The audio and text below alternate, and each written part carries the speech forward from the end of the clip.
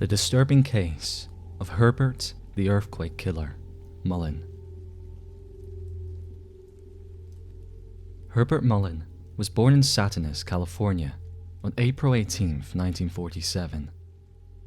Mullin grew up in Santa Cruz and had a relatively normal family life, being the son of a World War II veteran. Despite his family being very religious, sometimes referred to as oppressively religious, he did very well in school and even was nominated as the most likely to succeed by his classmates. He was a bright kid who excelled in class and extracurricular activities like American football. The summer following his graduation, a tragic event happened which would seemingly affect him for the rest of his life. A turning point, if you will. Mullin's close friend, Dean Richardson, died in a car accident that summer, and that's when Mullin's bizarre behavior began. He'd built a shrine in memory of his friend in his bedroom, and later on, at the age of 19, started to experiment with and develop a drug problem. Usually in stories like this, the drug problem often involves narcotics like meth, cocaine, or heroin. But in this case, he started to heavily abuse LSD, which he took along with cannabis. He is said to have taken over 1,000 tabs of acid within a 5-year period, which, if you know about LSD, can cause permanent damage. And it did. Herbert started to become enthralled with natural disasters, religion, and reincarnation. He was first institutionalized by the advice of his parents in 1969, who started to notice signs of schizophrenia. Despite this, Herbert only really endured short-term stays since then, with his first being 6 weeks long. He was sent back for help several times, but he didn't stick to his treatment plans or take his medication, so he didn't stay long. This was despite weird and very concerning actions which got him locked up in the first place, such as sending letters to strangers, signing them off with a human sacrifice, Herbert Mullin. This would become quite relevant later. He also used to burn himself with cigarettes and was evicted from a property for shouting and banging at people who weren't there. A doctor who knew the family had warned them, this guy is a paranoid schizophrenic and he is extremely dangerous. At 23, he was diagnosed by 3 different doctors for schizophrenia. Mullin heard voices and had often tried to assume alternative personalities, but that's not where the murders began.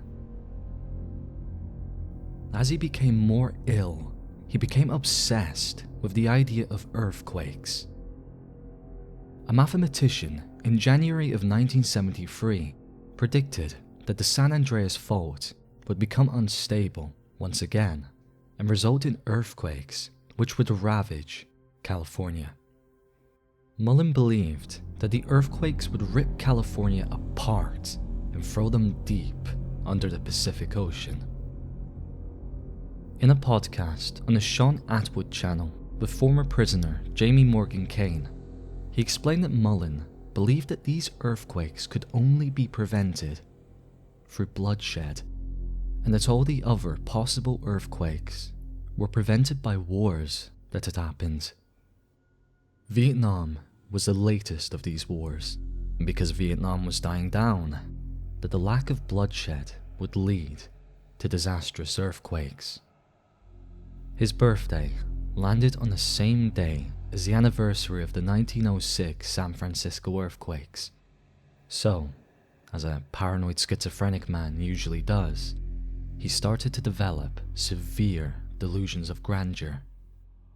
Herbert Mullin believed it was his job to supplement the bloodshed that the wars were no longer providing. Mullin began his serial killing on October 13th, 1972. For his first, he pretended to have issues with his vehicle, with the hood of his car raised, apparently dealing with a breakdown. He had lured a homeless hitchhiker called Lawrence White from the side of the road. When the man came over to help, Mullin convinced him to take a look underneath the hood. And when he did, he then proceeded to beat him to death with a baseball bat. He claims that Lawrence White was actually the biblical character of Jonah, in that he had telepathically asked him to murder him as a human sacrifice, as a way to prevent upcoming earthquakes. He had heard a voice which had said to him, "Pick me up and throw me over the boat. Kill me so that others can be saved," in which he, unfortunately, obliged. The second murder was that of a 24-year-old Cabrillo College student named Mary Guilfoyle. She was hitchhiking, much like the previous victim, but had needed a ride because she was late to an interview at the college. Once she had gotten into his car, Herbert Mullin then stabbed the girl to death, stabbing her in the chest and back, dismembering her body and leaving it spread out and scattered across a hillside road. According to people who knew him, he wasn't particularly content with the nature of this killing. On the 2nd of November 1972, Mullin went on to commit his third murder, this time in a more familiar setting to him. Herbert Mullin visited the St. Mary's Catholic Church, located in the Los Gatos area. The purpose of his trip was to attend a confessional to let loose about his sins. The priest that attended him was a World War II French partisan by the name of Father Henry Tomei, born on the 15th of March, 1905. During Mullin's confessional, he claimed that he was once again being communicated with telepathically. The voices had told him that Tomei was a willing volunteer for human sacrifice, and because he was a man of God, that he would selflessly give up his own life to save others from the impending earthquakes. Mullin murdered the priest, beating him, stabbing him, and kicking him to death. A man who had managed to survive Nazi-occupied France had been taken away so needlessly. Tomei had bled to death in his confessional. Mullin then frantically fled the scene, escaping with only one real witness, a parishioner, to provide any sort of description for the police. The witness had described him as a tall younger man, dark boots and dark clothing. Unfortunately though, this couldn't lead to any arrests or identification, and Mullin was still on the loose, ready to murder more people. After this, Mullin attempted to join the US Marines. He somehow managed to pass both the physical and psychological tests. The only issue for Mullin was his prior use of drugs, which hampered his ambitions. He was rejected after a drug test, and this caused further trouble. Mullin wanted to get off drugs and had started to build a vendetta against one of his old high school friends who originally sold him cannabis for the first time. His friend was called Jim Gianera, and Mullin started to develop a paranoid vendetta against the man. He believed that Gianera was out to destroy him, and the only way to break the cycle was to murder him. Along with this, the date of the mathematician's prediction had passed, and because no earthquakes had happened, it only reinforced his misled goals to save the state from disaster. And this turned out to be one of his deadliest days of killing yet. Mullin set off on the 25th of January 1973 to find Gianera by visiting his old log cabin home near the Mystery Spot Road tourist attraction in Santa Cruz. Unfortunately, for several reasons, Gianna no longer lived there, and it was now occupied by a friend of Gianera, 29-year-old Kathy Francis, and her 2 young children. Kathy happily gave directions to his new residence, where Gianera now lived with his wife. Once he got to their home, Mullin shot both Jim Gianera and his wife Joan in the head and repeatedly stabbed both of their bodies. Once he had finished with this gruesome crime, he then decided, or rather, the voices told him, that he had to go back to Kathy Francis's house. Tragically, he then murdered Kathy Francis and her 2 young sons, Damon and David, 4 and 9 years old respectively. He killed them in the same way he had done to Jim Gianera and his wife. These crimes would later become a big part of what came of his proposed conviction. February 10th, 1973.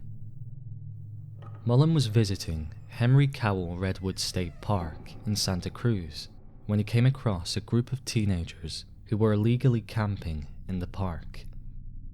Mullin wasn't happy about this because he perceived it as damaging the environment and accused them of polluting the park. Mullin made the decision to approach the teenagers, pretending to be a park ranger, and asked them to leave. The teenagers, however, refused, not believing Mullins to actually be a park ranger, and when they dismissed him, he pulled out a .22 and shot them all to death, one by one. 2 were aged 18, one 19, and the other 15. Mullin had claimed that he had asked them telepathically if he could murder them, and according to him, they all gave him permission. The teenagers were not found until a week after the shootings. The final murder came 3 days after the previous, on February 13th, 1973.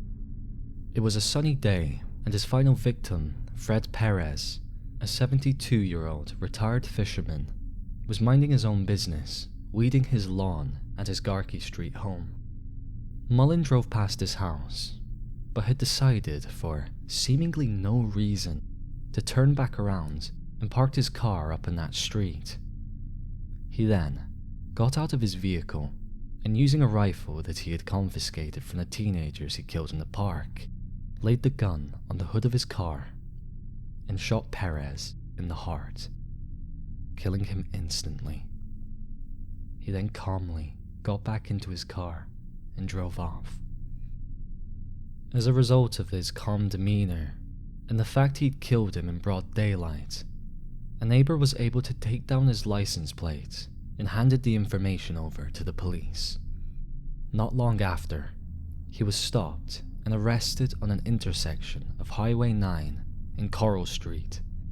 Initially expecting a gunfight, police then apprehended Herbert Mullin once and for all, without resisting arrest. During his appearance in court, Herbert Mullin confessed to his crimes, pleading guilty to 10 out of the 13 killings, but he did not do so with a guilty conscience. He made it clear to the jury and the courthouse that what he did was justified, and that he was responsible for preventing the earthquakes, and that he had saved the world. He took full credit for no earthquakes happening during his killings, and that the voices in his head had told him it was the only way. Mullin had initially attempted to represent himself, but the judge refused because he wasn't mentally stable enough, and the judge didn't allow him to fire his appointed attorney. Due to the fact that he'd went back to Kathy Francis's residence after murdering Jim Gianera and his wife, The court used this to prove premeditation, going back to get rid of witnesses. This ruled out an insanity plea, and Herbert Mullin was sentenced to 2 counts of first-degree murder and a further 8 counts of second-degree murder. He wasn't convicted for his first 3. He was sentenced to life imprisonment due to not being capable of passing any psych tests. He's had parole request denied 10 times. He becomes eligible for parole again in 2020, but is very doubtful he'll be released anytime soon. A former inmate in the same prison of his, Jamie Morgan Kane, as mentioned previously, described Mullin as having a very high IQ, and apparently when he was in prison, he was capable of drawing star maps he had memorized from years prior. He could even pick up languages very quickly, shocking other inmates when he was able to actually keep up conversations with them in their native languages. This, to me, is one of the saddest and most bizarre serial killer cases I've ever come across. Herbert Mullin is still alive and remains incarcerated at Mole Creek State Prison to this day.